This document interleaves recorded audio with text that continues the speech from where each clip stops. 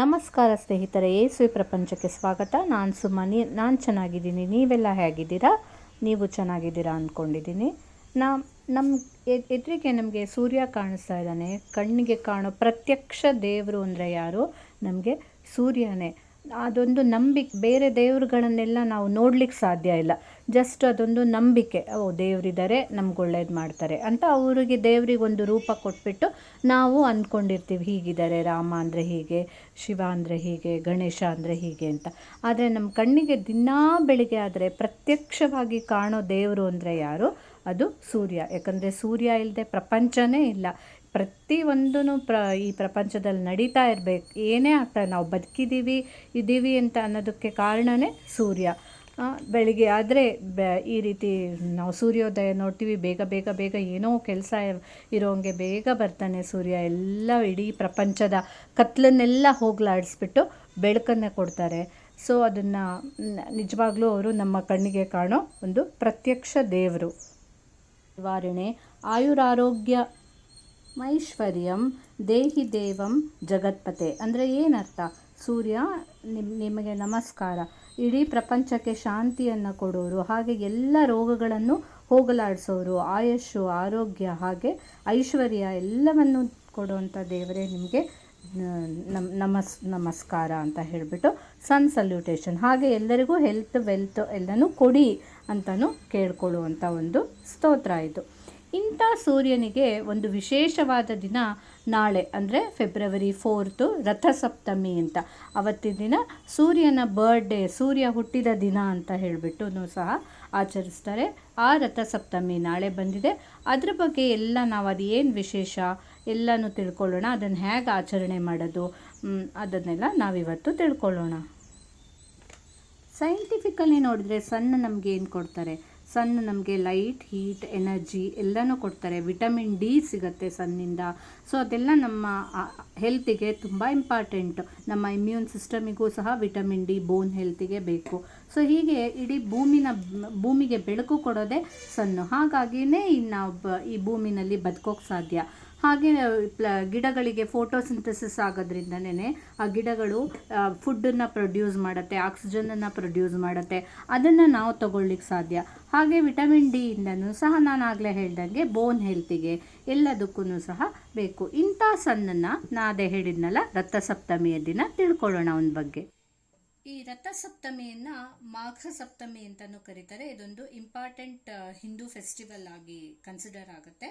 ಮಾಘ ಮಾಸದಲ್ಲಿ ಅಂದರೆ ಮಕರ ರಾಶಿಯಲ್ಲಿ ಸೂರ್ಯ ಇದ್ದಾಗ ಈ ಫೆಸ್ಟಿವಲ್ ಬರುತ್ತೆ. ಇದು ಸನ್ ಗಾಡ್. ಇದು ನೋಡಿ, ಈ ರೀತಿ ಒಂದು ರಥದ ಮೇಲೆ ಕುತ್ಕೊಂಡು ಬರ್ತಾನೆ ಸನ್ ಅಂತ ಹೇಳಿಬಿಟ್ಟು ಇಲ್ಲಿ ರೆಪ್ರೆಸೆಂಟ್ ಮಾಡ್ತಾ ಇದ್ದಾರೆ. ಈ ರಥನ ಈ ದಿನ, ನಾಳೆ ದಿನ ಅವನು ನಾರ್ದರ್ನ್ ಹೆಮಿಸ್ಫಿಯರ್ ಅಂದರೆ ಉತ್ತರಾಯಣದ ಕಡೆಗೆ ತಿರುಗಿಸ್ತಾನೆ ಅಂತ ಹೇಳ್ಬಿಟ್ಟು ತಿರುಗಿಸ್ಕೊಂಡು ಹೋಗ್ತಾನೆ. ಉತ್ತರಾಯಣ ಪುಣ್ಯಕಾಲ ಅಂತ ಹೇಳ್ಬಿಟ್ಟು ಹೇಳ್ತಾರೆ. ಅದಕ್ಕೆ ಅದನ್ನ ಆ ಥರ ಟರ್ನ್ ಮಾಡ್ಕೊಂಡು ಹೋಗ್ತಾನೆ ಅಂತ ಹೇಳಿಬಿಟ್ಟು ಈ ದಿನ ತುಂಬ ವಿಶೇಷವಾಗಿದೆ. ಇದನ್ನ ಸೂರ್ಯ ಜಯಂತಿ ಅಂತಾನು ಹೇಳ್ತಾರೆ. And this is the birthday of Surya ಅಂತ ಹೇಳಿಬಿಟ್ಟು ಅವತ್ತು ಸನ್ ಗಾಡ್ದು ಬರ್ಡೇ ಅಂತ ಹೇಳಿ ಕನ್ಸಿಡರ್ ಮಾಡ್ತಾರೆ. ಸೊ ಅಷ್ಟೇ ಅಲ್ಲದೆ ಇದನ್ನ ಸಿಂಬಾಲಿಕ್ ಆಗಿ ಸೀಸನ್ ಚೇಂಜ್ ಅಂತ, ವಸಂತ ಋತುವಿಂದ ಫಸ್ಟ್ ವಸಂತ ಋತುವಿಗೆ ಸೀಸನ್ ಚೇಂಜ್ ಆಗುತ್ತೆ, ಸ್ಪ್ರಿಂಗಿಗೆ. ಅದಕ್ಕೋಸ್ಕರ ರೈತರಿಗೂ ಸಹ ಇದು ತುಂಬಾ ಇಂಪಾರ್ಟೆಂಟ್ ಫೆಸ್ಟಿವಲ್, ನ್ಯೂ ಇಯರ್ ಅಂತ ಹೇಳಿಬಿಟ್ಟು ಕನ್ಸಿಡರ್ ಮಾಡ್ತಾರೆ ಇದನ್ನ. ಈ ರೀತಿ ಎಲ್ಲ ಈ ದಿನದ ಬಗ್ಗೆ ನಾವು ತಿಳ್ಕೊಳ್ಬೋದು. ಬಹಳ ಹಿಂದಿನ ಕಾಲದಿಂದಲೂ ಸಹ ಸೂರ್ಯನ ಪೂಜೆ ಮಾಡೋದು ಯಾವುದು ನಮ್ಮ ಇಂಡಿಯಾದಲ್ಲಿ ಮಾತ್ರ ಅಂತಲ್ಲ, ಚೈನಾ, ಈಜಿಪ್ಟ್, ಮೆಸಪಟೋಮಿಯನ್ ಇದರಲ್ಲಿ ಎಲ್ಲನೂ ನಾವು ನೋಡ್ಬೋದು. ಸೊ ನಾನು ಆಗ್ಲೇ ಹೇಳ್ದಂಗೆ ಈ 7 ಕುದುರೆಗಳ ಮೇಲೆ ಇವನ್ ಅರುಣ ಅಂತ ಹೇಳ್ಬಿಟ್ಟು ಹೆಸರು. ಈ 7 ಕುದುರೆ, ಈ 7 ಅನ್ನೋದು ಏನನ್ನ ಸಿಂಬಲ್ ಮಾಡುತ್ತೆ ಅಂದ್ರೆ 7 days ಆಫ್ ದ ವೀಕ್ ಅಂತ. ಸಂಡೇ, ಮಂಡೇ, ಟ್ಯೂಸ್ಡೇ, ವೆಡ್ನೆಸ್ಡೇ ಈ 7 ವಾರಗಳನ್ನು ಅವನ ಇದರಲ್ಲೇ ಕಂಟ್ರೋಲಲ್ಲೇ ಇರುತ್ತೆ. ಅಷ್ಟೇ ಅಲ್ಲ, ಈ ಇದ್ರ ಮೇಲೆ ಬರ್ತಾ ಇರೋ ರಥ ಇದೆಯಲ್ಲ, ಆ ರಥದಲ್ಲಿ 12 ಚಕ್ರಗಳಿರುತ್ತೆ. ಆ 12 ಚಕ್ರ 12 ಈಗ ಒಂದು ಹಾರೋಸ್ಕೋಪ್ ಅಥವಾ ಒಂದು ಇದರಲ್ಲಿ 12 ರಾಶಿಗಳಿರುತ್ತಲ್ಲ, ಮೇಷ, ವೃಷಭ, ಮಿಥುನ, ಅದನ್ನ ರೆಪ್ರೆಸೆಂಟ್ ಮಾಡುತ್ತೆ. ಅಷ್ಟಲ್ಲದೆ 12 ತಿಂಗಳುಗಳನ್ನು ರೆಪ್ರೆಸೆಂಟ್ ಮಾಡುತ್ತೆ. ಸೊ ಅದೆಲ್ಲನೂ ಅಂಡರ್ ಸನ್ಸ್ ಕಂಟ್ರೋಲ್ ಅಂತ ಹೇಳ್ಬಿಟ್ಟು ಈ ಸನ್ನು ಒಂದೊಂದು ರಾಶಿಯಲ್ಲಿ ಒಂದೊಂದು ತಿಂಗಳು ನಾವು ಇದಾಗಿ ನೋಡಿದ್ರೆ ಪೌರಾಣಿಕವಾಗಿ ನೋಡಕ್ ಹೋದ್ರೆ ಆ ಥರ, ಸೈಂಟಿಫಿಕ್ ಆಗಿ ನೋಡಿದ್ರೆ ಸಣ್ಣ ಒಂದ್ ಮಂತ್ ಒಂದು ಇದರಲ್ಲಿ ಇರ್ತಾರೆ. ಸೊ ಮೇಷದಲ್ಲಿ ಒಂದು ತಿಂಗಳಿದ್ರೆ ವೃಷಭದಲ್ಲಿ ಒಂದು ತಿಂಗಳು, ಹಾಗಾಗಿ ಒಂದೊಂದೊಂದೊಂದೊಂದು ತಿಂಗಳು 12 ಮಂತ್ಸು 1 ಇಯರ್ ಅಂತ ಇದಾಗುತ್ತೆ. ಸೊ ಅದೇ ರೀತಿನೇ ನಾವು ಈ ಹಾರೋಸ್ಕೋಪ್ ಪ್ರಕಾರ ನೋಡಕ್ ಹೋದ್ರು ಹಾಗೆ ಒಂದೊಂದು ರಾಶಿಯಲ್ಲಿ ಒಂದೊಂದು ತಿಂಗಳು ಸಣ್ಣ ಇರ್ತಾರೆ. ಸೊ ಇವಾಗ ಮಕರ ರಾಶಿಯಲ್ಲಿ ಇದ್ದಾರೆ. ಮೊನ್ನೆ ಲಾಸ್ಟ್ ಜಾನ್ವರಿ 14th ಸಂಕ್ರಾಂತಿ ಬಂತಲ್ಲ, ಆವಾಗ ಧನು ರಾಶಿಯಿಂದ ಮಕರ ರಾಶಿಗೆ ಬಂದಿದ್ದಾರೆ. ಮಕರ ರಾಶಿಯಲ್ಲಿ ಈಗ ನೆಕ್ಸ್ಟ್ ಫೆಬ್ರವರಿ 14th ವರೆಗೂ ಏನೋ ಇರ್ತಾರೆ. ಆಮೇಲೆ ನೆಕ್ಸ್ಟ್ ಈ ಮೂವ್ಸ್ ಟು ಕುಂಭ ರಾಶಿ. ಸೊ ಒಂದೊಂದು ರಾಶಿಯಲ್ಲಿ ಇರ್ತಾರೆ. ಆ 12 ಚಕ್ರ 12 ಮಂತ್ಸ್ ಅಥವಾ 12 ರಾಶಿನ ರೆಪ್ರೆಸೆಂಟ್ ಮಾಡುತ್ತೆ. 7 days 12 ಮಂತ್ಸ್ 1 ಇಯರ್. ಆ 1 ಇಯರ್ ಅನ್ನೋದು ಫುಲ್ ಎಲ್ಲಾ ರಾಶಿ ನಕ್ಷತ್ರ ಡೇ ಎಲ್ಲ ಕಮಿಂಗ್ ಅಂಡರ್ ಸನ್ ಅಂತ ಹೇಳ್ಬಿಟ್ಟು ನಾವು ಕನ್ಸಿಡರ್ ಮಾಡ್ಬೋದು ಇದನ್ನ. ಸೇಜ್ ಕಶ್ಯಪ ಅಂದ್ರೆ ಕಶ್ಯಪ ಋಷಿಗಳಿಗೆ ಮತ್ತೆ ಅವರ ಹೆಂಡತಿ ಅದಿತಿ ಅವರಿಗೆ ಅವ್ರ ಜನ್ಮ ಕೊಟ್ಟಂತ ಸೂರ್ಯ ಇವತ್ತಿನ ದಿನನೇ ಹುಟ್ಟಿದ್ದು. ಇದು ಯಾಕೆ ಆರೋಗ್ಯಕ್ಕೂ ರಿಲೇಟ್ ಆಗುತ್ತೆ ಈ ರಥಸಪ್ತಮಿ ಅಂತಂದ್ರೆ ಅದಕ್ಕೊಂದು ಕತೆ ಇದೆ. ಯಶೋವರ್ಮ ಅಂತ ಒಬ್ಬ ಕಿಂಗ್ ಇರ್ತಾರೆ. ಅವ್ರಿಗೆ ಯಾರು ಮಕ್ಕಳಿರೋದಿಲ್ಲ ಫಸ್ಟ್. ಆಮೇಲೆ ತುಂಬಾ ದೇವತೆಗಳಿಗೆಲ್ಲ ಕೇಳ್ಕೊಂಡಾದ್ಮೇಲೆ ಒಬ್ಬ ಮಗ ಹುಟ್ಟಾನೆ. ಅವನು ಆದ್ರೂ ಒಂದು ಚಿಂತೆ ಕಳಿಯಲ್ಲ. ಯಾಕೆ ಅಂದ್ರೆ ಮಗ ತುಂಬಾ ವೀಕ್ ಆಗಿರ್ತಾನೆ, ಆರೋಗ್ಯದ ಸಮಸ್ಯೆ ತುಂಬಾ ಇರುತ್ತೆ. ಅದಕ್ಕೋಸ್ಕರ ಅವನು ಏನ್ ಮಾಡೋದು ಅಂತ ಅನ್ಕೊಂಡಾಗ ಎಲ್ಲರೂ ಅವನಿಗೆ ಸಲಹೆ ಕೊಡ್ತಾರೆ. ಏನಂತಂದ್ರೆ ನೀನು ಋಷಿ ಮುನಿಗಳನ್ನೆಲ್ಲ ಕೇಳಿದಾಗ ಅವ್ರು ಸಲಹೆ ಕೊಡ್ತಾರೆ, ನೀನು ರಥಸಪ್ತಮಿ ಪೂಜೆ ಮಾಡಿದ್ರೆ ನಿನ್ಗೆ ಮಗಂಗೆ ಒಳ್ಳೇದಾಗತ್ತೆ ಅಂತ. ಸೊ ಹಾಗಾಗಿ ಅವ್ನು ರಥಸಪ್ತಮಿ ಪೂಜೆ ಮಾಡಿದಾಗ ಅವನದು ಎಲ್ಲ ಆ ಹುಡುಗನ ಎಲ್ಲ ಆರೋಗ್ಯ ಚೆನ್ನಾಗಾಗುತ್ತೆ, ಎಲ್ಲ ಕಾಯಿಲೆಗಳು ದೂರ ಆಗ್ಬಿಟ್ಟು. ಸೊ ಅದಕ್ಕೋಸ್ಕರ ಈ ದಿನ ರಥಸಪ್ತಮಿ ದಿನ ನಾವು ರಥಸಪ್ತಮಿ ಪೂಜೆ ಬೆಳಿಗ್ಗೆ ಬೇಗ ಆ ಟೈಮ್ ಒಂದು ಮುಹೂರ್ತ ಅಂತ ಇರುತ್ತೆ. ಆ ಟೈಮಿಗೆ ಕರೆಕ್ಟಾಗಿ ಸ್ನಾನ ಮಾಡಿಬಿಟ್ಟು ಸೂರ್ಯನಿಗೆ ಅರ್ಘ್ಯ ಕೊಡೋದ್ರಿಂದ, ಈ ರೀತಿ ಮಾಡೋದ್ರಿಂದೆಲ್ಲ ತುಂಬಾ ಒಳ್ಳೆಯದು. ಪ್ರತಿಯೊಬ್ಬರು ಅವರವರಿಗೆ ಇಷ್ಟವಾಗೋ ದೇವರನ್ನ ಸೂರ್ಯನಲ್ಲಿ ನೋಡ್ತಾರೆ. ಹಾಗೆ ಮೇನ್ಲಿ ಸೂರ್ಯನಾರಾಯಣ ಅಂತ ಹೇಳ್ಬಿಟ್ಟು ಕರೀತಾರೆ. ಹಾಗಾಗಿನೇ ಈ ದಿನಗಳಲ್ಲಿ ತಿರುಪತಿಯಲ್ಲಿ ಮೇಲ್ಕೋಟೆನಲ್ಲಿ ಎಲ್ಲ ಜೋರು ಉತ್ಸವ ಇರುತ್ತೆ. ಯಾಕೆಂದ್ರೆ ಅವತ್ತಿನ ದಿನ ಸೂರ್ಯನಾರಾಯಣ ಇದು ನಾರಾಯಣ ಅಂದ್ರೆ ವಿಷ್ಣುವಿನ ಇದು ಅವತಾರ ಅಂತಾನು, ಅಂದ್ರೆ ವಿಷ್ಣುವಿನ ಒಂದು ರೂಪ ಅಂತ ಹೇಳ್ಬಿಟ್ಟು ನೋಡೋದ್ರಿಂದ ಅಲ್ಲೆಲ್ಲ ತುಂಬಾ ಜೋರಾಗಿ ಪೂಜೆಗಳನ್ನ ಮಾಡ್ತಾರೆ. ಸೊ ಈ ಅವತ್ತಿನ ದಿನ ಏನ್ ಮಾಡ್ಬೇಕು, ಹೇಗೆ ಸ್ನಾನ ಮಾಡ್ಬೇಕು ಅಂತಂದ್ರೆ ಮೇನೆ ರಥಸಪ್ತಮಿ ದಿನ ಸ್ನಾನದ ಇದೇನೇನೆ ಮೇನು.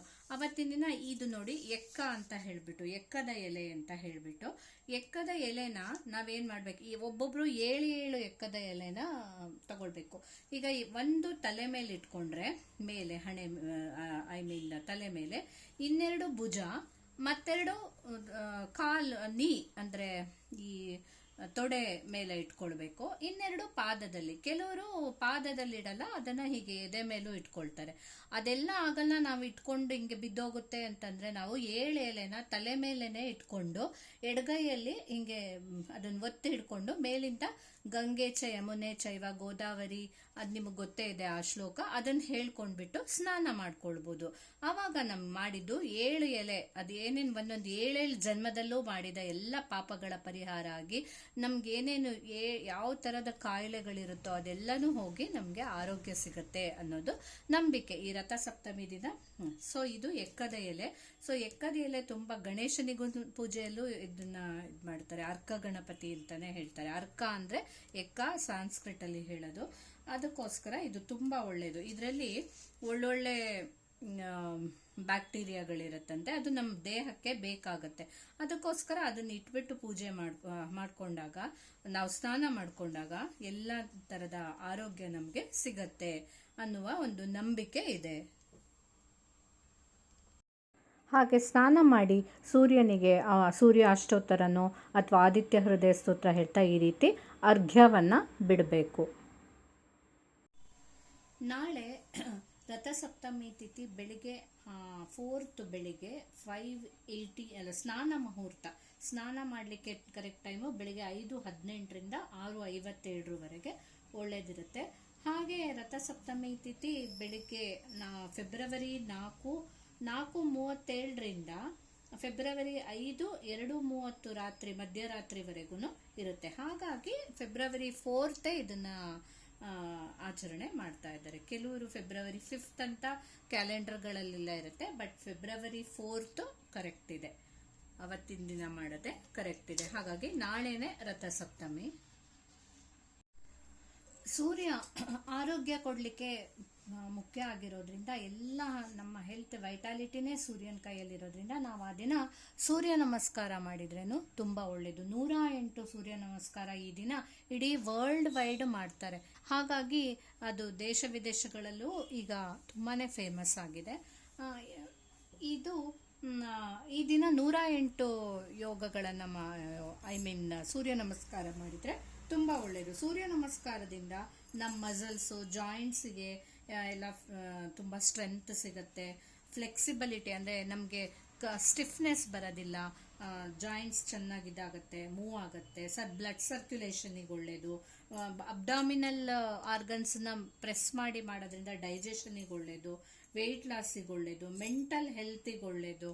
ಸೊ ಹೀಗೆಲ್ಲ ಇರೋ ಸೂರ್ಯ ನಮಸ್ಕಾರನ ಮೊದಲೇ ಎವ್ರಿಡೇ ಮಾಡೋದು ಒಳ್ಳೆಯದು. ಅಂಥದ್ರಲ್ಲೂ ಈ ಸೂರ್ಯನಿಗೆ ಪ್ರಮುಖವಾದ ದಿನದಲ್ಲಿ ನಾವು ಸೂರ್ಯ ನಮಸ್ಕಾರ ಮಾಡಿದ್ರಂತೂ ಇನ್ನೂ ನಮ್ಮ ಆರೋಗ್ಯ ತುಂಬ ಚೆನ್ನಾಗಾಗತ್ತೆ ಅನ್ನೋದು ಒಂದು ನಂಬಿಕೆ.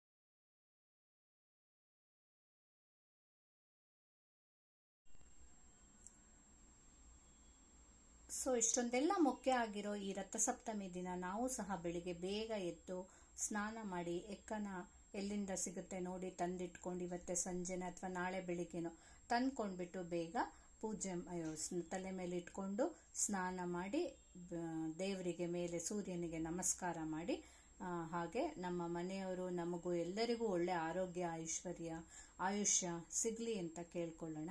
ಇಂಥ ಒಳ್ಳೆ ದಿನದಲ್ಲಿ ಸೂರ್ಯನನ್ನು ನಮಸ್ಕರಿಸೋದು ನಾವು ಮರೀದೆ ಪಾಲಿಸೋಣ ಅಂತ ಹೇಳ್ತಿದ್ದೀನಿ. ಹಾಗೆ ಎಲ್ಲರೂ ನನ್ನ ಚಾನಲನ್ನು ಸಬ್ಸ್ಕ್ರೈಬ್ ಮಾಡಿ ಮರಿಬೇಡಿ. ಎಸ್ ವಿ ಪ್ರಪಂಚನ ಲೈಕ್ ಮಾಡಿ, ಶೇರ್ ಮಾಡಿ, ಕಮೆಂಟ್ ಮಾಡಿ. Thank you.